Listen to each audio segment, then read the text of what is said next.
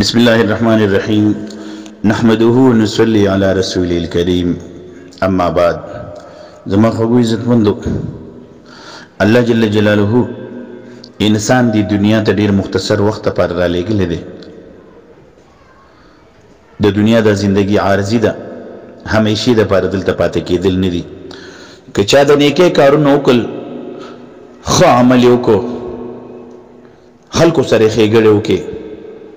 دا د خلکو سره ښېګړه نه ده بلکې خپل ځان سره ښېګړه ده دا به د په دنیا کې هم په کار راشي او آخرت کې هم په کار راځي او که چا بد عمل وکړو نو دا بد عمل هم د یا چا سره بد وکړو یا چاله تکلیف ورکړو نو دا بد عمل د چا سره بد کول چاله تکلیف ورکول اصل کې دا بل تکلیف دی ورکول دا د خپل ځان په تکلیف کې کو فرمایي چې څه کوي غبرې به نو د دې خو عمل بده په دنیا کې جزاء ملو شي الله بوله بدلی ورکي په دنیا کې او په آخرت کې به هم د دې ولا بدلی ورکي جزاء بوله ورکي ثوابونه به ته ملاويږي چین سکون او راحت به الله پاک په دنیا کې مرګ او په آخرت به مرګي او که چیرې بد عمل وکړو نو د دې بد عمل سزا به وته الله جل جلاله په دنیا کې مرګي او ډیو خلکو ولیدل وی قتل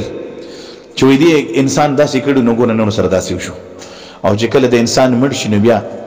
د مرګ نه پس چې کومي خطرناکي چپی دي د بد عمل نو دغه به سزا ملويږي نو په دنیا کې اوسېدو کې په داس طریقې سره موږ تاسو جون تیر کو چې زموږ د لاسونو نه د خلکو سره ښېګړې وشي چې کله موږ نیو چې خلک را پسې دعاګانې وکړي دا نه چې بد دعا را پسې خلک یې چېرې دا خو داسې انسانو دو خدا بد کړي دي ما سره ظلم کړی دی نو د ازار وي چا بازار لیدل نه دي نو داسې عمل نه نشي چې د خلکو د خولې را پسې واځي شي او ازارونو خیرې بدرد را پسې وي نو ګورو په دنیا کې مونږ ګورو که نه دا کوم انسان چې په کومه شعبه کې لګیا دی خپل ګریوان کې دی وګوري چې زه څه کومه دا کوم عمل چې زه کومه زما د مرګ نه پس به دا زما په کار راشي او که نه یعنی په ښځې کې به مې په کار راشي او که نه دا کوم عمل چې زما دی دا کوم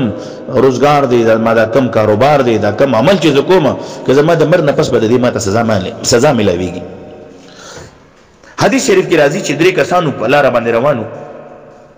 دا بعضې نیک عمل د انسان دپاره صدقه جاریه شي دا د بیا په بد ځای کې په کار باندې راځي دا درې کسان په سفر باندې روانو په لاره کې باران راګیر کړل سخت باران او په شیبو باران نو دوی یو غر ته ورسېدل او په غر کې یو غارو پکې یو نو په غار کې دوی ورننه وتل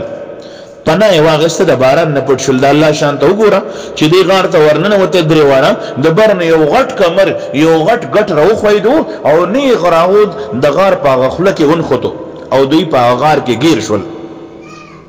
بند شو پکې پریشانه شو ګیر شول اوس سوچ کوي چې اوس بس چل کو ملګری ناست دي او په خپلو کې مشوره کوي چې څنګه چل دا مصیبت په موږ باندې راغلی دی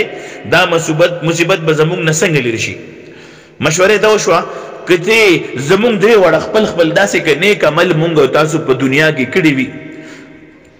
خپل نیک عمل را یاد کو چې رانه څه د نیکۍ کارونه شوي خپل یو نیک عمل یاد کو او الله ته ور مخامخ کو وسیله کو چې یا الله ما دا عمل ستا د رضا دپاره کړی الله نه سوال وکړو کیدای شي الله پاک زموږ نه دا بلا دا مصیبت دا پریشاني لرې کړي او موږ د دې غار نه وځو کنې موږ اوس دې نه به څنګه وځو یو کس پکې ووایي ای الله زما مور پلار ډېر بوډاګانو ضعیفانو کمزوري بې وسه او زما په خپله واړه ماشومان بچي زه یو چرواهه وم ما به ګډې بیزې سرولې په صحرا کې به مې ګډې بیزې سرولې یو ورځ وایي ماښام زه به چې کله ماښام کور ته راغلم نو دا ګډې بیزې به مې ولوشلې دا څاروي به مې ولوشل او پی به مې راواغېستل د خپلو بچو نه به مې وړاندې خپل مور پلار له ورکول خپلې مور له او بوډۍ مور له او خپل بوډا پلار له مې د بچو نه مخکې پی ورکول چې هغه یوز کړي بیا به وروستو خپلو بچو له ورکومه د الله شان ته ګوره یو ورځ ناوخته شو سارا ته تللی وم نو وښو پسې ګیا پسې ګرځېدمه نو ناوخته چې کور ته راتلم نو ډېر زیاته تیاره وه د شپې ناوخته کور ته راغلمه چې کور ته راغلمه نو هغه مور پلار مې دغه شانتې نهر اوده شوي وو مور پلار مې همداسې اوده شوي وو بچي مې ویښو د لوږې د لاسه هغوی جړل او بچي مې ویښو زه چې کور ته راغلم نو هماغه شان د معمول مطابق مې هغه څاروي ولشل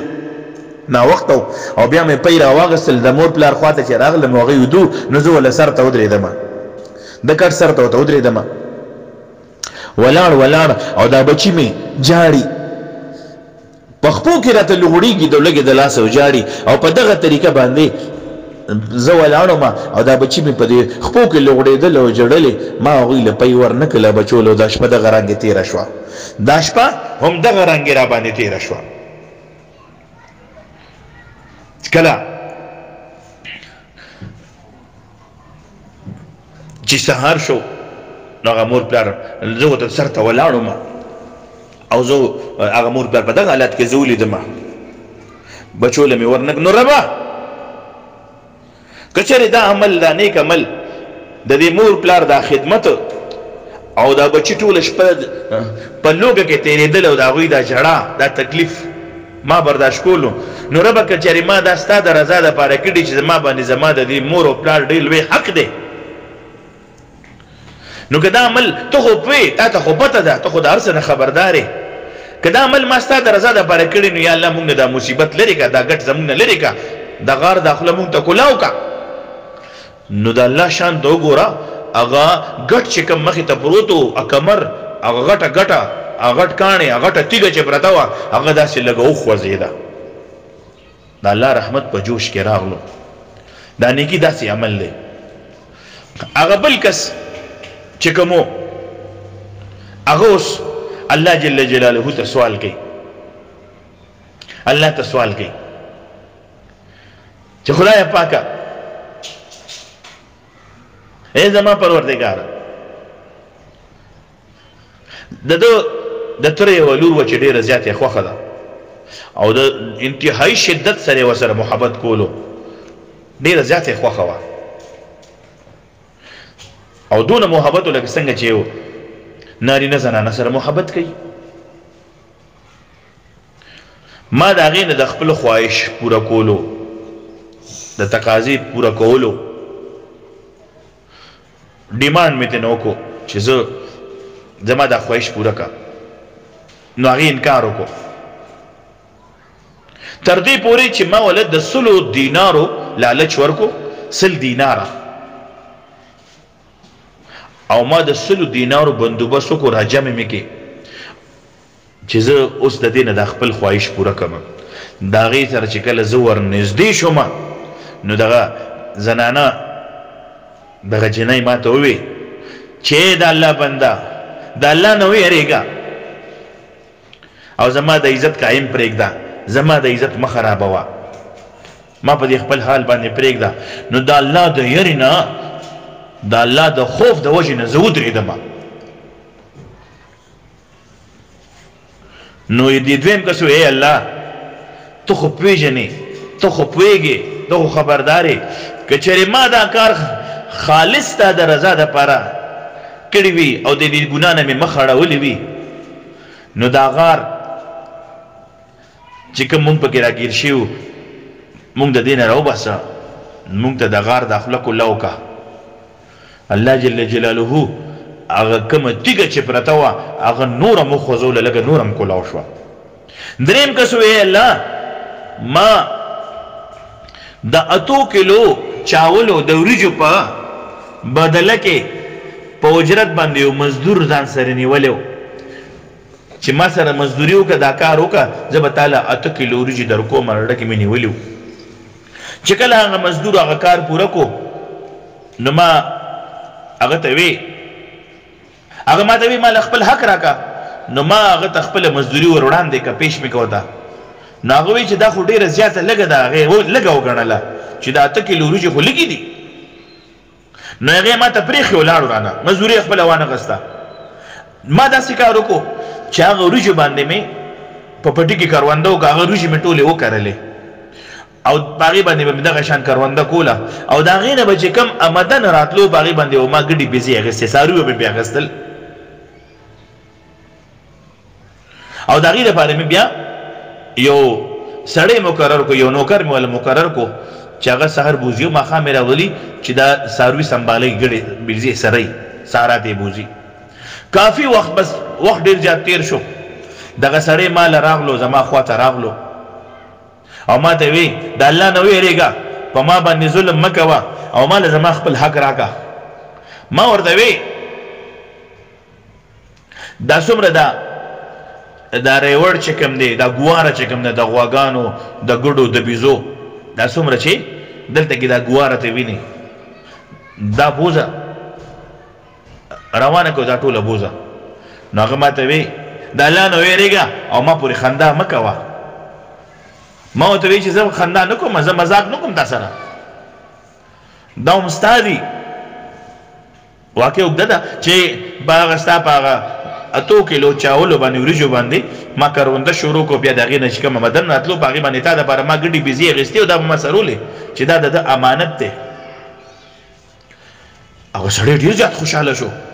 او ټول څومره چې ګواره وه، ریوړ و، د ګډو د بیزو، هغې ټول روان کو بیت له. نو دې درېیم کس وی ای الله ته خو پوهېږې،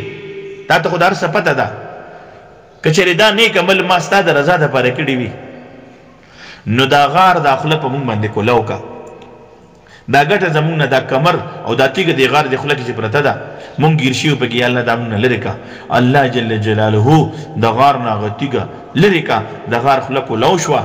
او دا 3 وړه کسان د دغې غار نه راووتو. زما عزتمندو په دنیا کې چې کله مونږ اوسېږو د نیکي وړه نیکي وړه نه ګڼو او لوی او وړه ګناه وړه نه ګڼو، بلکې چې وړه ګناه ورنو شي چې ما نه ډېره غټه خطا وشوه. نو نیکي وړه نیکي وړه نه ګڼو او لوی نیکي ډېره نه ګڼو. الله جل جلاله د اخلاص والو ملګری دی. د دنیا دا زندګي ډېره زیاته لږې ده، ډېر ښکلي خلک دي د دنیا نه لاړل. نو کوشش وکړو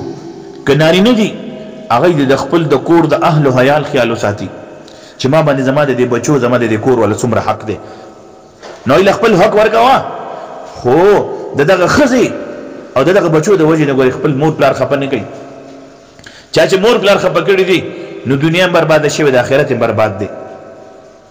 او ډېرې زنانه داسې دي چې هغوی د خاوندانو نافرماني کوي. کومه ښځه چې د خاوند نافرمانه وي دا جهنمي ده. د کومې ښځې نه چې خاوند خفه و، 1 شپه 2 شپې 3 شپې تېرې شوې او دا ښځه د خاوند لره نغله چې خاوند د ما نه ګناه شوې ده، ته ما خفه کړې، ما نه غلطي شوې، ته ما خفه کړې، ما معاف کړه، او دې ښځې د خپل خاوند نه معافي ونه غوښته. نو زما خو ګوی عزتمندو د دغې ښځې مونځ نه قبلېږي، د دغې ښځې روژه نه قبلېږي، د دې ښځې تلاوت نه قبلېږي، د دې ښځې نفلونه نه قبلېږي، د دې ښځې یو عمل نه قبلېږي، د دې یو عمل، د دې مونځ د سر د پاسه اسمان ته نه رسي. دا ناشیزه ده. او که داسې حالت کې دې ښځې له مرګ راغلو نو دا به سیده جهنم ته ځي، جهنمي ده. نو هغه ښځې چې خپل خاوندان خفه کوي او د خپلو خاوندانو سپکاوي کوي چې دا خاوند زما ټیک نه دی، نو دغه زنانه دې د خدای نه ویریږي او ګوره ډېره لویه ورځ را روانه ده. او کوم سړي چې په خپلو بچو باندې په خپلو ښځو باندې ظلم کوي نو دې د خدای نه ویریږي. دا د چا اولاد د سر راغلی دی، د دې د کپړو، د دې د پیزار، د دې د دارو، د دې د درملو، د دې د خرڅ د خوراک، دا په ده باندې ډیوټي د دې به کوي، دې به خپله ډیوټي کوي. که د ده د ښځه نافرمانه ده، دې بیا هم د دې خپل حق به دې وله ورکوي، دې نه به خدای تپوس کوي. په هر چا باندې د هر انسان خپل خپل حقوق دي. دغه شان اولاد دې د خپل مور پلار ډېر زیات خیال وساتي، د ګاونډي د حقوقو خیال، د خپل رشته دارانو خیال، او د حرامې ګټه نه کوو، حرام خپلو بچو له نه لرو. دغه بچي او دغه ښځه قسم په خدای، په الله قسم، که دا په قبر کې بیا پکار راشي، د قیامت په ورځ باندې پکار راشي، دا نه پکارېږي. نو خپل الله سره تعلق جوړ کړو، هر یو نیک عمل د خپل رضا د الله وګرځو، د الله د رضا وګرځو. هر یو نیک عمل په خلکو باندې نه خرڅو چې زه په خلکو احسان کوم، معامله الله سره ده چې زمونږ رب راضي شي. الله جل جلاله دی زمونږ استاسو د دې دنیا د لږه شانتي زندگی د خپل رضا وګرځي، او الله دې زمونږ استاسو د لاس خپلونه هغه کارونه واخلي چې په کوم باندې الله خوشاليږي. واخر دعوانا ان الحمد لله رب العالمين.